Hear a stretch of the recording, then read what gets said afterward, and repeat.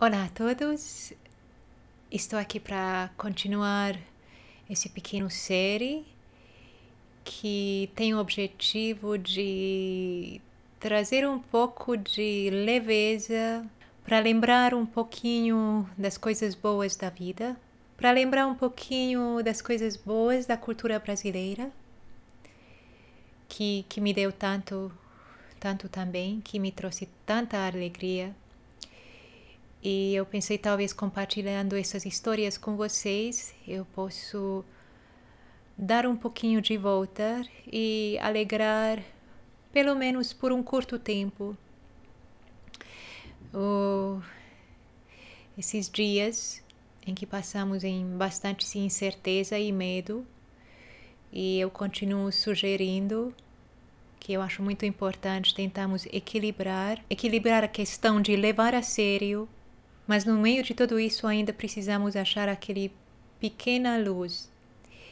E esse vai ser um grande aprendizado para todos nós, de não só encarar a vida de extremos, que é só bom, só ruim, só ficar extremamente positivo, feliz ou extremamente deprimido e pessimista.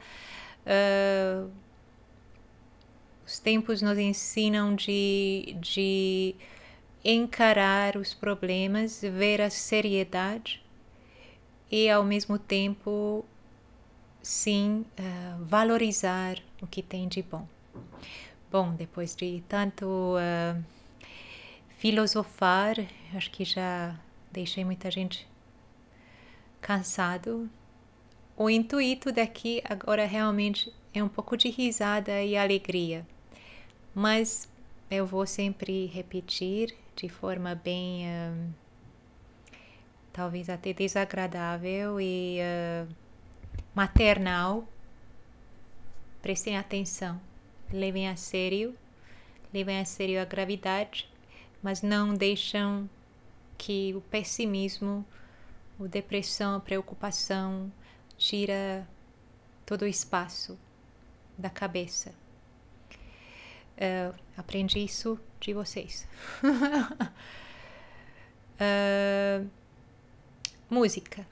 Eu pensei de falar sobre música, que é uma herança cultural tão rica da cultura brasileira. No vídeo anterior eu falei sobre lambada. E agora gostaria de falar de uma outra música que marcou muito um evento, e eu acredito que muito europeu, quando escutar essa música, logo lembra desse evento. O que é a Copa do Mundo de 2006, que passou na Alemanha, eu acho.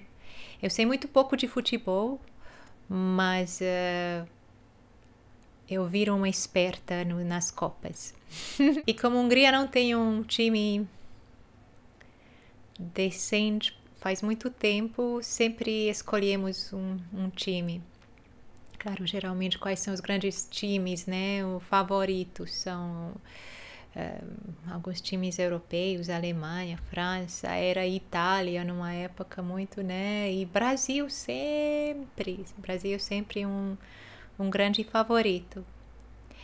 E eu me lembro que nessa época eu estava numa grande febre de Brasil, cultura brasileira. Eu acabei de voltar de Inglaterra e eu aprendi português e até vim para o Brasil a primeira vez também. Já conheci muito pouco já, mas eu me achava o máximo.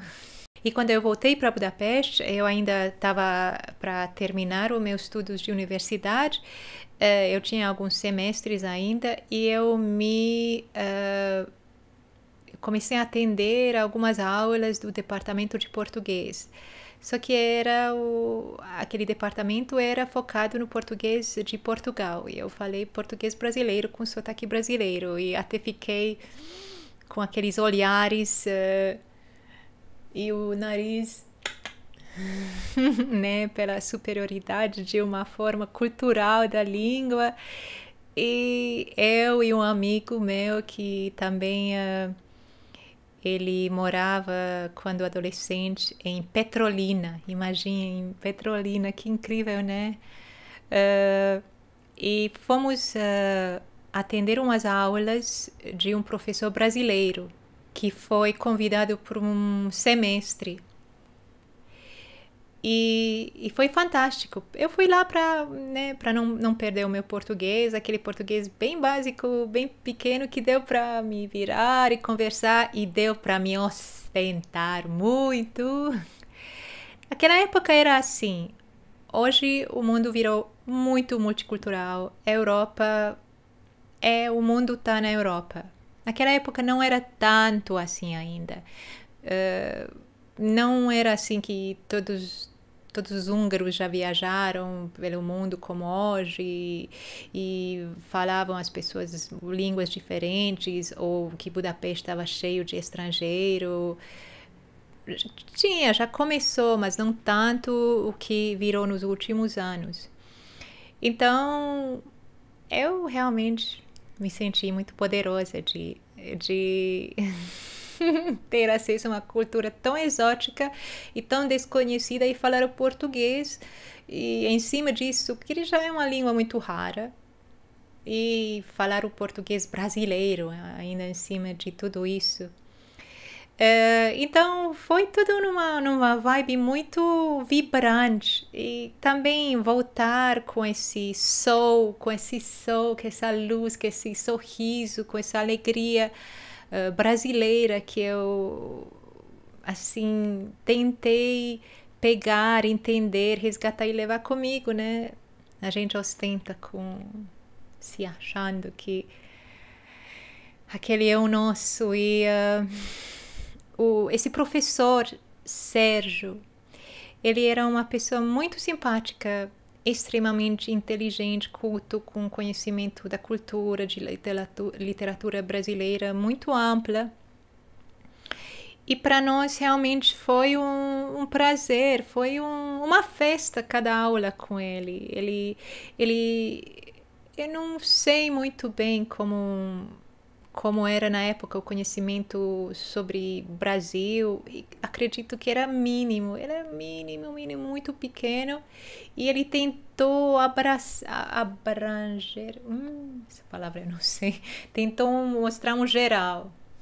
Vocês conhecem esse sentimento, principalmente quem mora em outro país, né? Quando você não acha aquela única palavra e tem que falar um monte para tentar descrever essa única palavra. Ou, o que eu faço muito, você fala uma grande besteira. E como eu já mencionei, que as pessoas são gentis porque estão... Mas no olhar, que eles ficam assim, chocados um pouquinho. Às vezes eu tô percebendo que eu falei uma grande besteira. E talvez agora falei também. Mas então, ele tentou juntar um conhecimento, e acho que ele era muito bom de pegar a essência de uma forma, ou pelo menos eu senti. E esse amigo meu, quem morou aqui no Brasil, e ele era o pose total, mas é engraçado, né? E ele falou com aquele jeito. Eu não tinha conhecimento naquela época sobre sotaques brasileiros, eu não sei muito, mas eu acredito que ele aprendeu português com o sotaque pernambucano. Próxima vez, se eu tiver a chance de um dia voltar para a Hungria, eu vou querer ouvir ele falar em português, porque, né, a melodia do sotaque pernambucano é algo incrível também. Preciso falar sobre isso também. Então, estávamos nessa época de tudo, nossa vida era tomada pela cultura brasileira. E ele mostrou músicas para nós, a gente assistiu o filme A Dona Compadecida, aquele comédia, esqueci o título, mas vou procurar. Aquele com os dois amantes.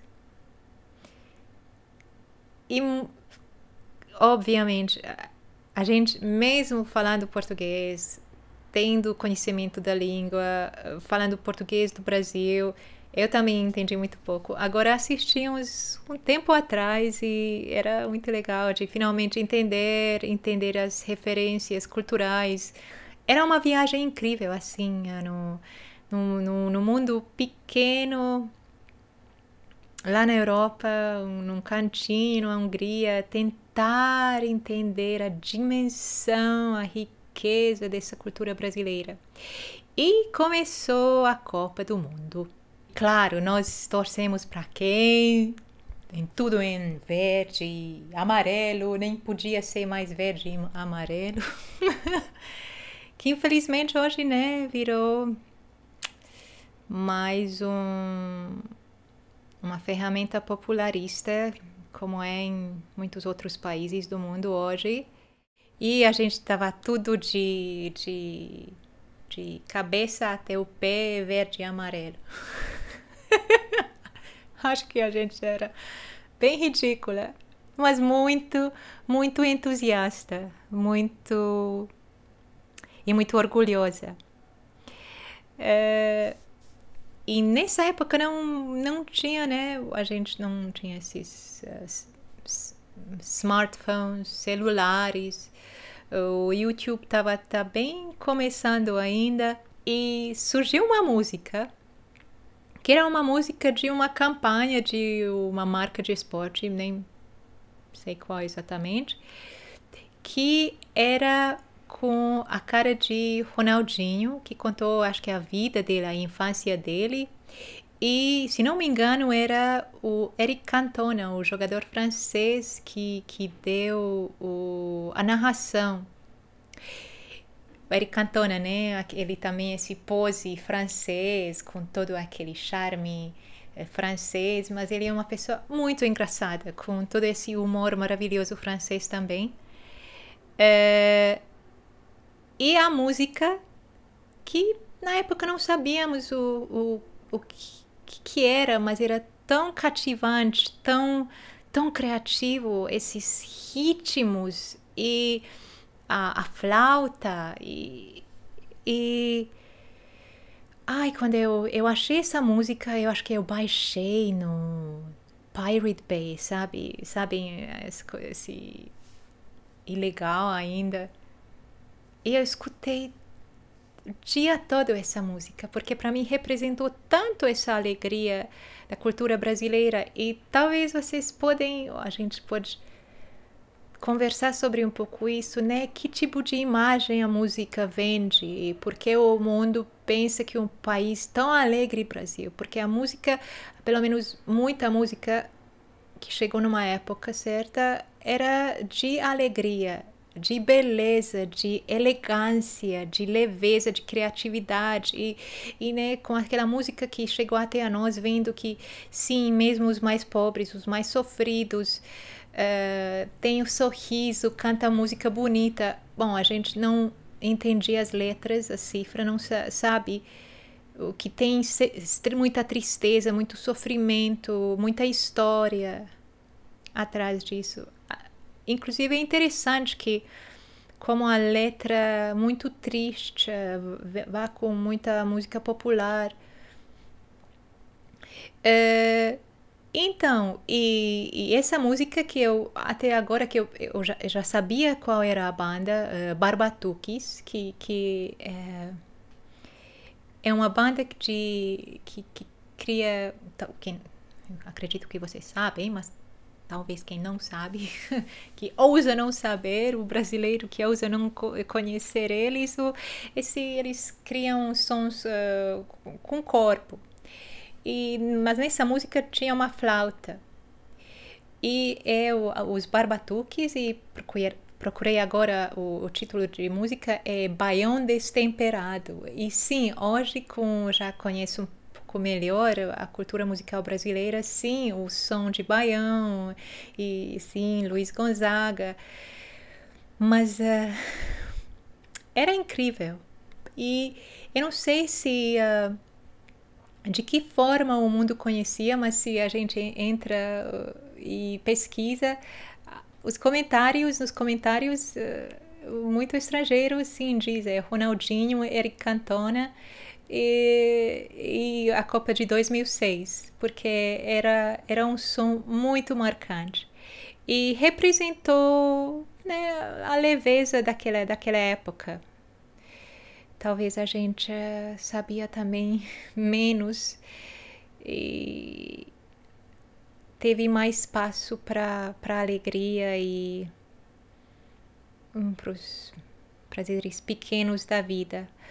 Mas escutem esse som. E sim, Barbatuques para mim, desde sempre que eu descobri qual era esse grupo, quando eu ouvi eles num show aqui em São Paulo, uns anos atrás, era mais uma vez essa sensação que não acredito que em 2006, lá em Budapeste, quando a gente era tão fanático pela cultura e música brasileira e mesmo sabendo tão pouco, se achamos tão incríveis e nós achamos tão incríveis e ficávamos felizes de fazer parte dessa cultura tão exótica e tão desconhecida. E sim, Barbatuques também, né? Uma música deles está na animação Rio 2, que é o meu grande favorito. Quando eu viajar, tipo, não. Era uma vez quando nós pegávamos avião e nesses grandes voos intercontinentais de 11, 12 horas, tem que assistir muito filme. Eu não consigo, pessoalmente, não consigo assistir filme sério. A única coisa que eu consigo assistir no avião é animação.